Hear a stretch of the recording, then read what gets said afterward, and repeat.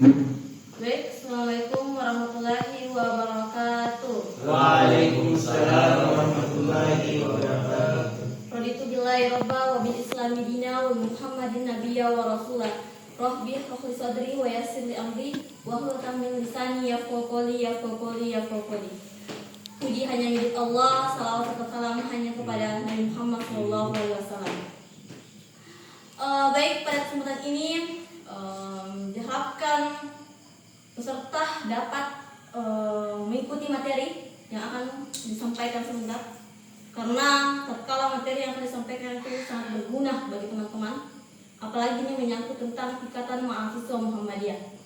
Sebelum saya menjelaskan tentang lebih jauh tentang materi yang disampaikan pada hari ini, sebelumnya teman-teman sudah menerima materi terkait dengan apa? Ya, tentang apa? Kemahasiswaan dan keorganisasian, Kak. Oke, jadi tentang kemahasiswaan dan keorganisasian. Pada kesempatan ini kita akan membahas tentang materi pokok dari pengkaderan ini, yakni tentang ke-IMM-an.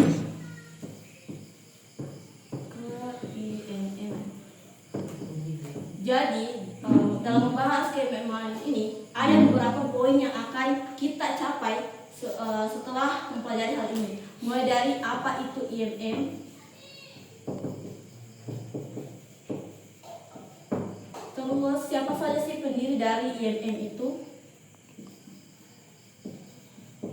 dan juga apa yang dimaksud dengan trilogi dan trikompetensi.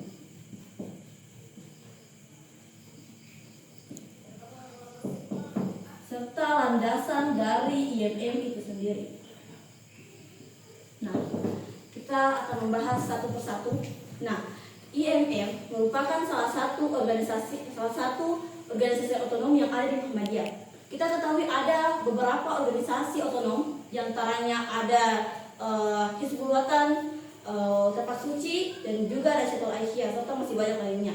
Nah, Ikatan Mahasiswa Muhammadiyah ini bergerak khusus kepada kemahasiswaan, karena sebelum IMM ada yang namanya IPM, Ikatan Pelajar Mahasiswa Muhammadiyah.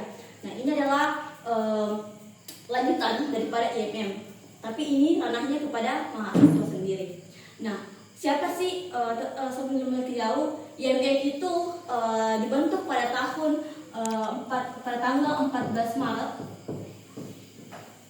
1964. Jadi teman-teman, jadi mungkin bisa diperhatikan materi yang disampaikan, karena jangan sampai teman-teman di sini tidak ada materi yang bisa dibawa pulang. Mungkin tidak usah dulu ada yang banyak pergerakan, bisa diperhatikan materi yang kita sampaikan di atas. Nah, lanjut. Nah, jadi IMM itu berdiri pada tanggal 14 Maret 1964.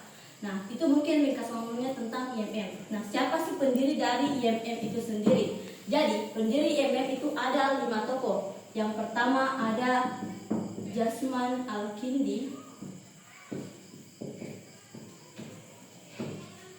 terus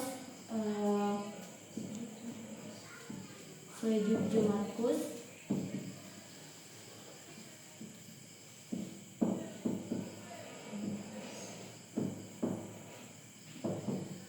Amin Rais,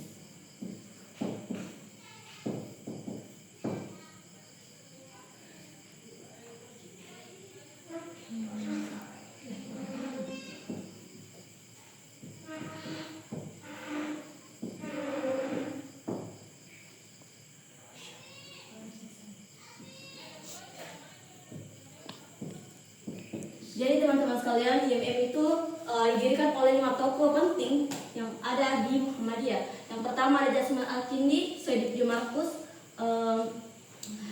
Amin Rais, Yahya Mamin, dan juga Rosyad Saleh. Jadi teman-teman silakan dicatat materi yang kami sampaikan, karena jangan sampai teman-teman hanya masuk di forum ini tapi tidak ada yang bakal dibawa pulang. Ya, terkait dengan IMM itu kenapa penting dibahas? Karena ini adalah organisasi yang bergerak di ranahnya teman-teman, apalagi di mahasiswa. Terus di dalam IMM sendiri itu bukan hanya berfokus kepada intelektualnya saja mahasiswa, karena kita ketahui bahwa mahasiswa itu identik dengan intelektualnya. Akan tetapi di IMM itu ada dibagi dengan istilah trilogi dan trikompetensi.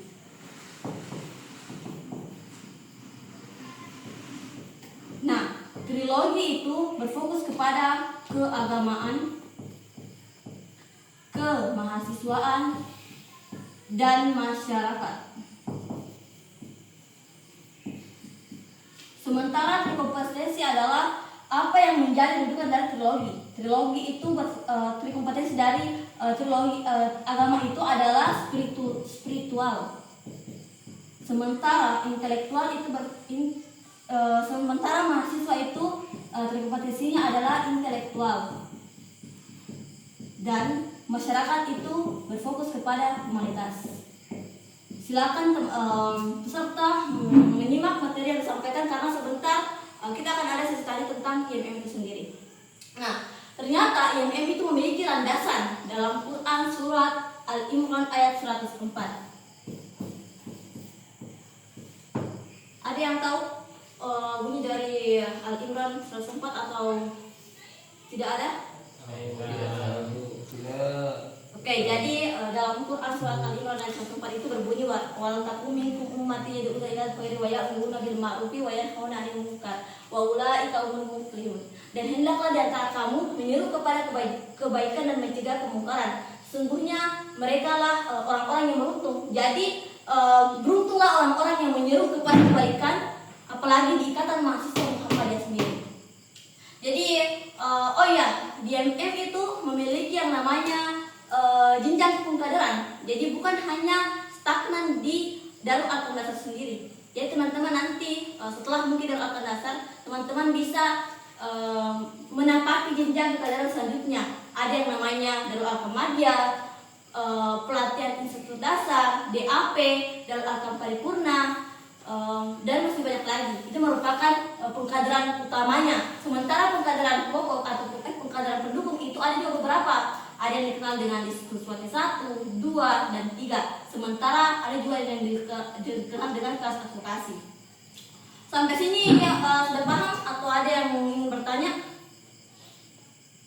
Halo? Masih semangat? Masih loyal yang baru beberapa hari sini.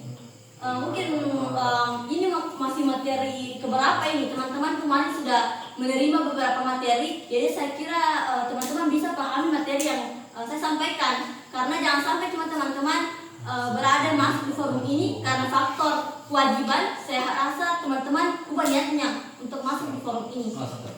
Kenapa? Karena sesuatu itu tergantung dari niatnya teman-teman. Ketika teman-teman hanya berniat untuk menyelesaikan karena kewajiban, nah hasilnya itu nihil, tidak akan ada yang bisa dibawa pulang. Jadi mulai sekarang silakan memang perbaiki niatnya teman-teman untuk berada di forum ini. Siap? Siap. Oke, sebelum itu mungkin kita ice breaking dulu. Mungkin bisa berdiri? Berdiri dulu, berdiri.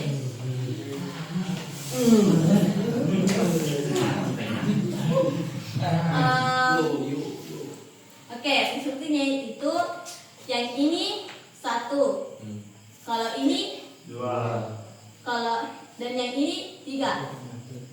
Ini 1, yang ini 2, kalau ini 3. Oke, ada saya paham.